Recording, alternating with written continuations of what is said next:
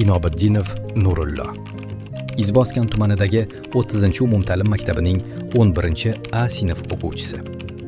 Nurullo o'zining qat'iyati, tinimsiz mehnati va yengilmas ruhi bilan Birlashgan Arab Amirliklarida bo'lib o'tgan Paraosiyo o'yinlarida yuksak natijalarga erishib, oliy o'rin sohibiga aylandi.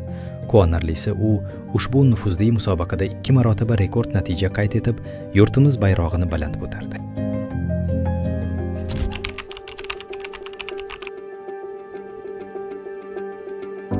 Meni imkoniyatimdan kelib chiqib va bu narsaga moyilligim borligi uchun tanlaganman. Ya'ni o'zimda buni qila olishimga ishonch bo'lgan.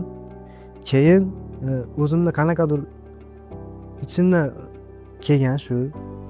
Endi shu sportni tanlab o'zimni qiziqish bo'lgan oldindan o'zi. Masalan, katta yutuqlarga, martabalarga ega bo'layotgan shu sportchilarimizni ko'rib, umumiy qilib aytaman, sportchilarimizni ko'rib, men ham demak men qila olaman ekan, meni ham qo'limdan keladi. Unga ozgina sabr va layoqat kerak ekan.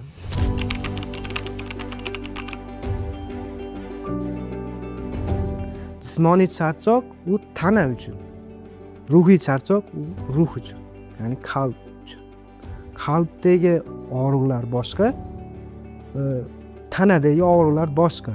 Tanadagi og'riqlar o'tib ketadigan, ya'ni ma'lum bir vaqt turadi, ya'ni og'riqlar turadi, keyin vaqt o'tgan sari o'tib ketadi, ya'ni tanadagi og'riqlarga chidash kerak. Ruhiy og'irlikni ham o'tkazib yuborsa bo'ladi, tanadagi og'riqlikni ham o'tkazib yuborsa bo'ladi. Ya'ni bular unchalik qiyin narsa emas, hayotdagi qiyin narsalar bular emas.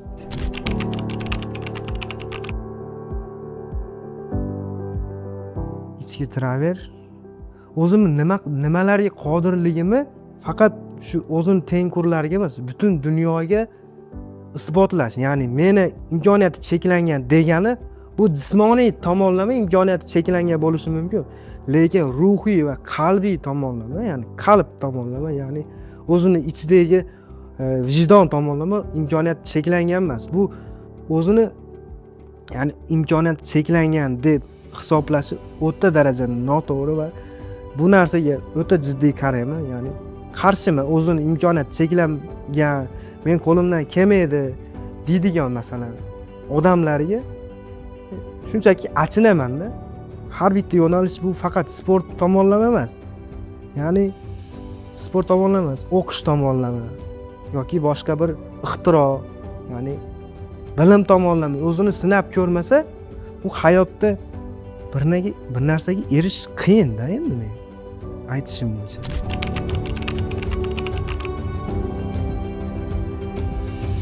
Inson bu o'zimni murabbiyim.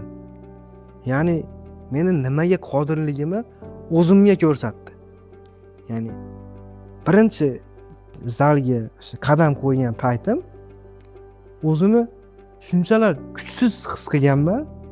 Ya'ni tosh ko'tarish, ya'ni bu katta mehnat talab qiladi, mashaqqat kerak. Uni og'irliklariga, qiyinchiliklariga ko'nikish kerak. Boshda rosa qiynalganman. Qiynalish, faqat qiynalish. Keyin men xatolarimni tushunib yetib, xatolarim ustida ishlab, murabbiyim aytgan natijaga erishganman. Agar murabbiyim meni tanbeh berib, ya'ni bu yerda xato qilyapsan demasa, murabbiyim meni xatolarimni ko'rib, o'zimga tushuntirib, ya'ni tanbeh bermasa, ya'ni men bu darajaga yetib kelishim qiyin bo'ladi. Juda ham qiyin. O'zim nimaga qodirligimni murabbiyim ko'rsatdi menga. Ya'ni men biroz avval aytdim, men o'zimni nogiron his qilmadim. Men nogiron emasman ekan. Men qila olaman. Bu narsaga erishishga harakat qilaman. Birinchi o'rinda menga tartib intizomni, tarbiyani o'rgatgan odam shu o'zimning murabbiyim Ibragimov Akmaljon bo'ladi.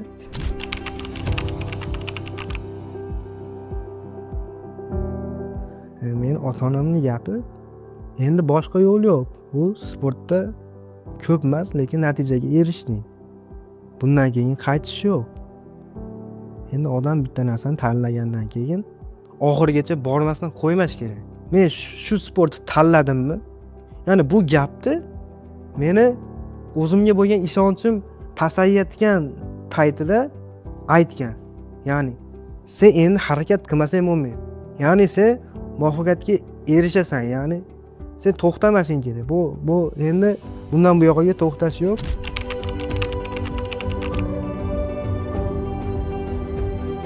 Shunchaki bir bekat. Keyingi musobaqalarda, ya'ni bu birinchisi, so'nggisi emas, birinchisi.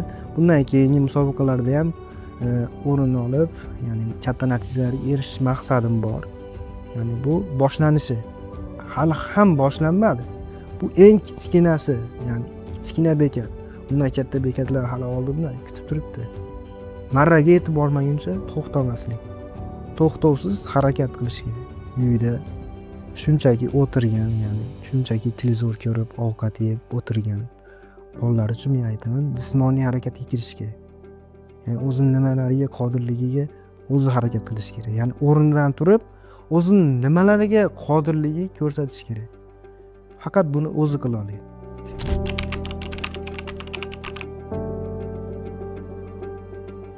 O'ziga ishongan, martabali, oliy toifali murabbiy, ya'ni o'zini sportida shunaqa darajada mukammal bilgan oliy toifali murabbiy qila olmayman degan narsani umuman chiqarib tashlash kerak. 5 yildan keyin o'zimni shu holatda ko'rmoqchiman. Doim harakat, и keyin natija. Bu medal shunchaki temir emas, xalqimning ishonchiga javob. Jismoniy holat qalbga to'siq bo'la olmaydi. Men bu yo'lda to'xtamayman.